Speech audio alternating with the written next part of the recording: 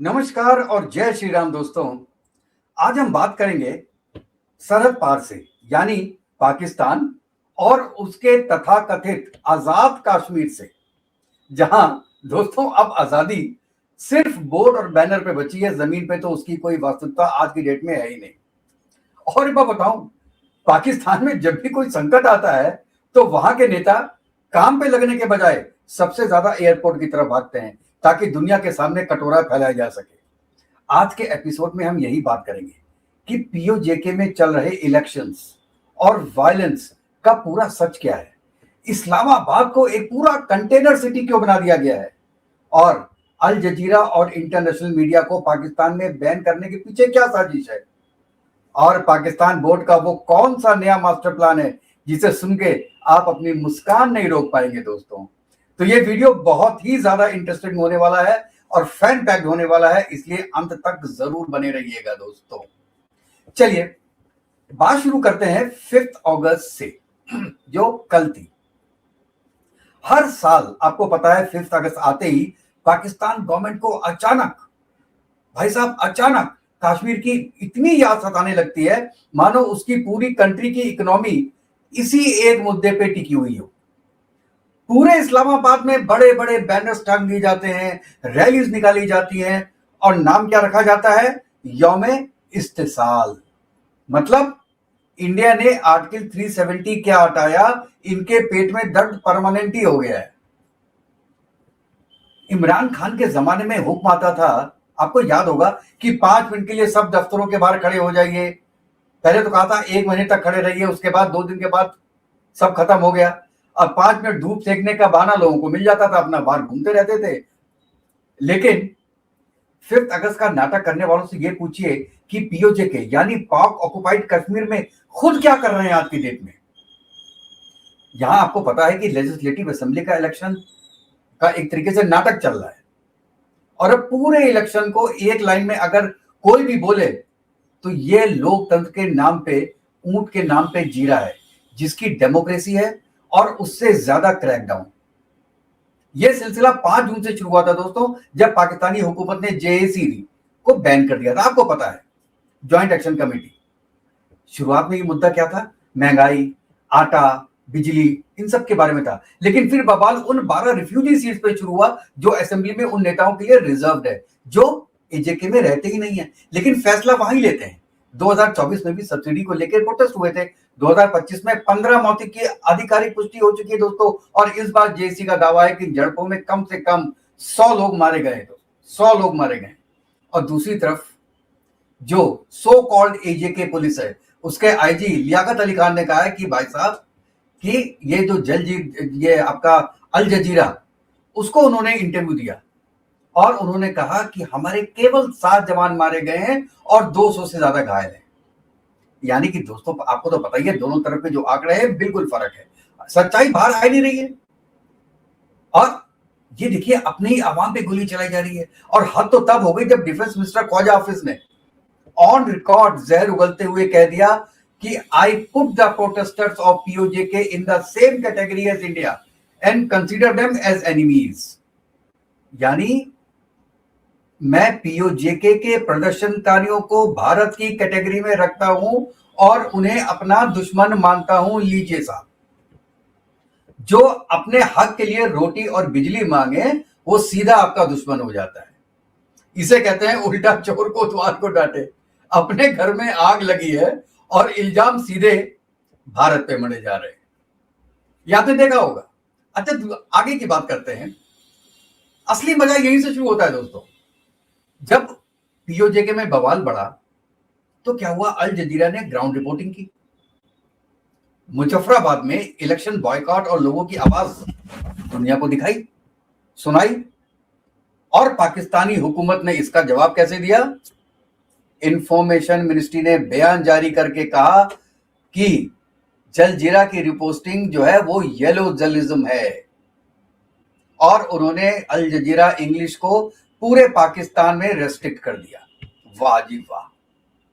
अपने घर में आग लगी हो तो आप उस आग को दिखाने वाले कैमरे को ही तोड़ दे और कह दे जी आग तो लगी नहीं। यही इनका दोस्तों बड़ा पुराना घिसी पिटी प्लेबुक है उनकी। दुनिया को दिखाएंगे शांति का चेहरा और अंदर से मीडिया का गला घोट देंगे। यही होता आ रहा है। और आज रिपोर्ट भी यही कहती है कि कोई भी जर्नलिस्ट, चाहे वो लोकल हो या इंटरनेशनल हो, अगर इस्लामाबाद, लाहौर या कराची से बाहर निकलकर पीओजे या बलूचिस्तान जाना चाहे तो सरकार से एनओसी लेना पड़ता है। और जाहिर है एनओसी सिर्फ उसी को मिलता है जो सरकार के हक में बात करे। और आप ये देखिए, राजधानी जो है उनकी इस्लामाबाद, उसका हाल देखिए। पूरा शहर इस वक्त कंटेनर सिटी बन चुका है। इमरान खान की पार्टी पीटीआई और अपोजिशन पार्टी की एक मतलब रैली का ऐलान किया है, उसके कारण पूरे शहर को लॉक कर दिया जाता है दोस्तों। और पहाड़ों पे, सड़कों पे शिपिंग कंटेनर्स की पूरी दीवार खड़ी कर दी जाती है दोस्तों। ये तो आपने कई बार देखा होगा। और अभी जो इनके खैबर पख्तूनख्वा के जो चीफ मिनिस्टर हैं अफरीदी, उन्होंने कहा है कि भाई वो 27 सितंबर को निकलेंगे जो है वो बचाने के लिए इमरान खान को। तो इमरान खान की बहन अलीमा कहती है कि साहब आपको 1.5 महीने का समय चाहिए, क्यों?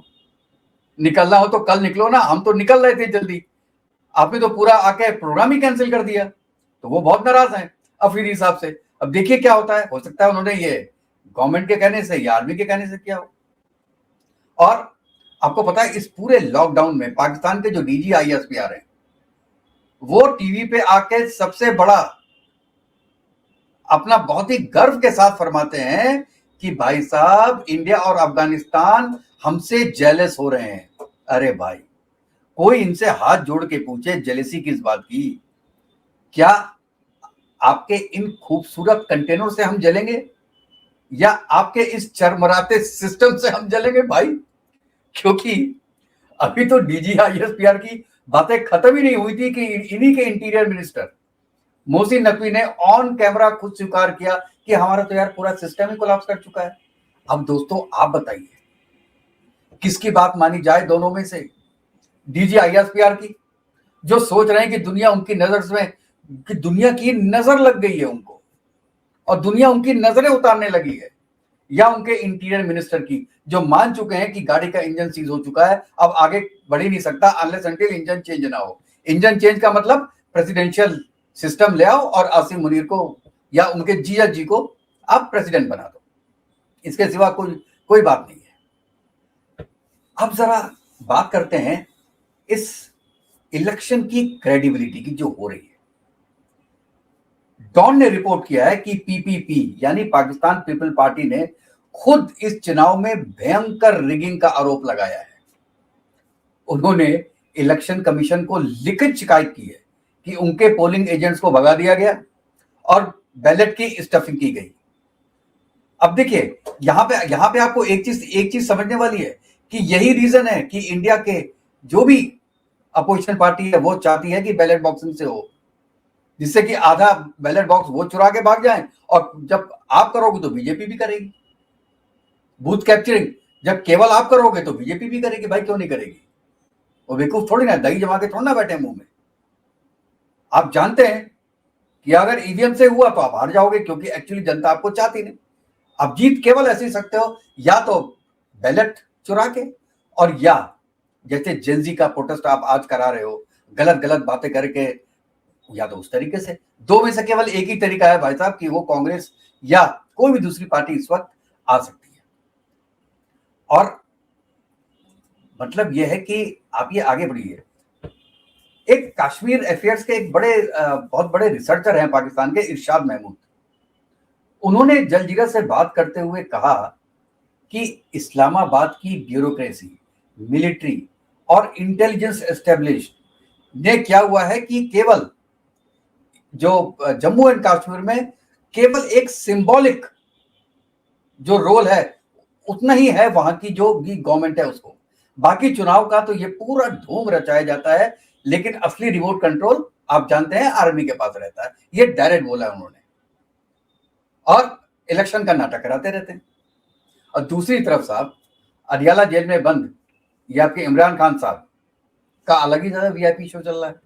पाकिस्तानी मेन स्ट्रीम मीडिया में रोज शाम को ब्रेकिंग चलता है कि खान साहब को जेल में देसी घी का खाना मिल रहा है, जिम इक्विपमेंट दे दिए गए हैं, टीवी है, न्यूज़पेपर है, और एवरी ट्यूसडे वो बेगम बुशरा के साथ उनकी मुलाकात हो रही है।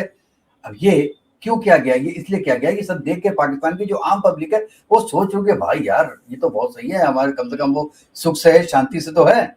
और बाकी लोग ये सोच रहे होंगे यार एक दो केस करो, जेल में जाओ, कम से कम यार खाना तो मिलेगा, वहां पे कुछ तो मिलेगा यार।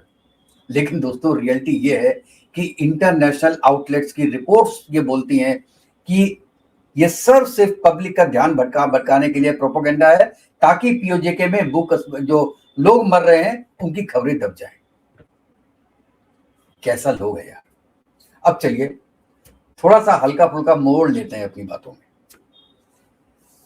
इसी हफ्ते खबर आई है कि वही इंटीरियर मिस्टर मोहसिन नकवी, जो पीसीबी पाकिस्तान क्रिकेट बोर्ड के चेयरमैन भी हैं, उन्होंने प्लान बनाया है कि पाकिस्तान अब दूसरे देशों को क्रिकेट सिखाने की तैयारी कर रहा है। भाई साहब, अरे पहले अपनी टीम को अमेरिका और जिम्बाब्वे से जीतना तो सिखा लो। वैसे अभी वेस्टइंडीज से जीता है, ये बात सही है, फिर दुनिया को मास्टर क्लास देने जाना। वैसे भी इसी देख के हमारे यहाँ एक इंपॉर्टेंट और मशहूर कहावत है कि घर में नहीं दाने अम्मा चली बनाने। खुद की टीम का बेड़ा गर्क हो चुका है, लेकिन ज्ञान बांटने का शौक पूरा है। और ये सिर्फ क्रिकेट में नहीं है, इनकी इकोनॉमी का भी यही हाल है दोस्तों। आज के दिन में पंजाब गवर्नमेंट इनकी बड़ी बड़ी बातें कर रही है कि हम सड़कों से भिखारियों को हटाएंगे। चलिए तो बड़ी अच्छी बात है कि आप भिखारियों को हटाएंगे, इंडिया भी हटाता है। लेकिन भाई साहब उन हाई प्रोफाइल बेगर्स का क्या करोगे जो कोट पैंट और टाई लगा के आईएमएफ जाते हैं, वर्ल्ड बैंक जाते हैं, अमेरिका जाते हैं, गल्फ कंट्रीज जाते हैं। आपको पता है कि अभी पाकिस्तान के पीएम शहबाज शरीफ आर्मी चीफ 2 दिन के लिए सऊदी अरेबिया के दौरे के लिए रवाना हुए हैं। अब वो क्या करेंगे वहां जाके? और ये दुनिया जानती है कि जब भी ये जोड़ी किसी देश की माफ कीजिएगा, किसी देश की फ्लाइट पकड़ती है ना, तो भाई साहब खाली हाथ नहीं लौटती है। और मकसद वही पुराना होता है कि या तो पुराना कर्जा माफ कराओ या नया लोन ले आओ। भाई साहब इन्होंने तो चाइना को भी चकमा दे दिया। चाइना ने सीपक के जो 28.1 बिलियन का डेट वापस मांगा, तो पाकिस्तान ने कहा कि भाई साहब 1.4 बिलियन ले लो, और बाकी साहब जो है आप हम थोड़ा सा जो है बाद में देंगे आप। और सुनने में ये भी आया है कि चाइनीज प्रेसिडेंट जीपिंग तब से अपने अपने ऑफिस में बैठ के सोच रहे यार मैंने कहाँ पैसे लगा दिए यार, ये कहाँ के लोग हैं, किनके साथ हम आ गए यार। ये साले अमेरिका के साथ बैठे हैं या ईरान के साथ बैठे हैं, कुछ पता ही नहीं चल रहा है यार। तो दोस्तों कुल मिला के तस्वीर पूरी तरह साफ है कि इलेक्शन तो हुआ, लेकिन बाइकआउट और गोलियों के साए में मीडिया को कवरेज की इजाजत तो थी, लेकिन सिर्फ वही दिखाने का कि जो सरकार चाहे। और हुकूमत अभी भी ये अलाप रही है कि भाई साहब सब कुछ ठीक है, लेकिन जो सच में ठीक होता है ना, उसको छुपाने के लिए कंटेनर्स की जरूरत नहीं पड़ती, मीडिया ब्लैकआउट की जरूरत नहीं पड़ती। जब अपने ही आंगन में लोग गोलियां खा रहे हों, तब 5 अगस्त को यौम इस्तेहाम मनाना और भारत के 370 पे मातम मनाना, ये सीधा सीधा इनका दोहरा मापदंड है, जिसे डबल स्टैंडर्ड्स में कहते हैं। आप दोस्तों इसके बारे में अपनी क्या राय रखते हैं मुझे जरूर बताइएगा, क्योंकि इंडिया ने जो किया वो किया क्योंकि इंडिया जो इंडियन कश्मीर है उनको अपना मानता है। वो लोग हमारे हैं, और हम तो कहते हैं पीओजेके के लोग भी हमारे हैं, लेकिन दूर से हमारे हैं, लेकिन उतने भी हमारे नहीं हैं कि हम उनको अपने घर में बैठा लें। आप दूर से रहिए, खुश रहिए, स्वस्थ रहिए, लेकिन हमारे घर पे आके स्वस्थ बनने की जरूरत नहीं है, क्योंकि हम जानते हैं कि आप अगर हिंदुस्तान में मिल गए तो इंडिया को एक नहीं, ये दूसरा बांग्लादेश होगा जिससे इंडिया को संभलना पड़ेगा। और ये बात मैं बिल्कुल फैक्ट बता रहा हूं दोस्तों, ये चीज सबको ख्याल में रखनी चाहिए।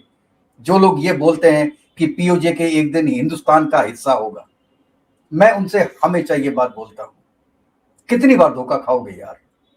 एक बार पूरा पाकिस्तान बनवा दिया तुमने हिंदू मुस्लिम के नाम पे, फिर तुमने बांग्लादेश बनवा दिया कि यार कम से कम बांग्लादेश तुम्हारे साथ बैठेगा, क्योंकि बांग्लादेश को तुमने आजाद कराया है पाकिस्तान से। लेकिन 50 साल भी नहीं हुए दोस्तों, 50 साल के अंदर ही रंग दिखाना शुरू कर दिया, क्योंकि खून ही ऐसा है। तो जो बांग्लादेशियों का खून है भाई साहब, वही खून तो पाकिस्तान ऑक्युपाइड जम्मू कश्मीर के लोगों में है, जिनमें आधे से ज्यादा पंजाबी हैं। मैं पाकिस्तानी पंजाबी की बात कर रहा हूं दोस्तों। आप उन पे कैसे विश्वास कर सकते हैं? बंगालियों ने तो 50 साल वेट कर लिया, ये 5 साल वेट करेंगे नहीं। और जिस दिन आपने इनको अलग करवा दिया, उस दिन ये कहेंगे कि भैया हमको तो दोनों कश्मीर मिले हुए चाहिए, हमको सिंगल कश्मीर चाहिए। और आपने खुदा ना खास्ता है दोनों जो तीनों, मैं कहता हूं जो कि स्काई चिन्ह भी है, तीनों मिल गए, एक कश्मीर बन गया। आप मान लो बन गया, फिर भी 10 साल के बाद उनका झगड़ा शुरू होगा हिंदुस्तान से। हम पानी बंद करेंगे क्योंकि फिर पानी कश्मीर से आएगा, फिर समस्या शुरू होगी हिंदुस्तान की, क्योंकि मुस्लिम ब्रदरहुड तो रहेगा ना, पाकिस्तान उनको मना लेगा, तो अब वो लोग मान भी जाएंगे, भाईचारा है, सबको 72 मिलनी है, हमको तो नहीं मिलनी 72 भाई, उनको मिलनी है, तो वो दोस्त है आपस में। कब पलट जाएंगे पता नहीं चलेगा दोस्तों। तो अगर आपको आजाद कराना भी है तो भाई साहब दूर से ही आजाद कराओ, कि आप पूछ रहे हो अपने घर में, हम पूछ रहे हैं अपने घर में, इससे ज्यादा कुछ नहीं। हमें एटलीस्ट मेरी अपनी थिंकिंग है कि हमको पीओजेके का एक आदमी नहीं चाहिए हिंदुस्तान में, और ना ही पीओजेके का एक इंच भी एरिया चाहिए। हमारे पास जो है हम उसी में खुश हैं। अरे यही मुश्किल से समझ रहा है यार, पहले यह तो संभाल लें, उसके बाद आए करेंगे। पाकिस्तान की सबसे बड़ी गलती ये रही थी कि जो उनके पास हिस्सा था उसको संभाल नहीं पाए, और जो हिस्सा उनके पास नहीं था उसके लिए लड़ाइयां कर रहे हैं। पूरी कंट्री खत्म कर ली, 4 वॉर कर ली हिंदुस्तान के साथ, केवल उसके लिए जो उनका कभी, अब वो जानते हैं मन में कि उनका कभी हो ही नहीं सकता। इंडिया प्लेटर में रख के दे देगा क्या? और हम तो प्लेटर की बात कर रहे हैं कि अगर पाकिस्तान प्लेटर में रख के पीओजेके तुमको दे दे तो भी हाथ जोड़ के माफी मांग लेना कि मुझे माफ कर दो, इसको अपने पास ही रखो, हमारे पास ना रखो, हमको उससे कोई मतलब नहीं, हम जो अपनी लिमिटेड बाउंड्रीज हैं उसमें बहुत खुश हैं। तो दोस्तों आप अपनी राय बताइएगा कि आप इसके बारे में क्या सोचते हैं, और अगर आपको ये वीडियो पसंद आया हो तो प्लीज मेरे चैनल को लाइक कीजिएगा, सब्सक्राइब कीजिएगा, बेल आइकन जरूर दबाइएगा, जिससे जैसे ही मैं कोई नया वीडियो डालूं तो उसका नोटिफिकेशन आपके पास तक पहुंच जाए। तो नेक्स्ट वीडियो तक दोस्तों, जय हिंद, जय भारत, वंदे मातरम, खुश रहिएगा।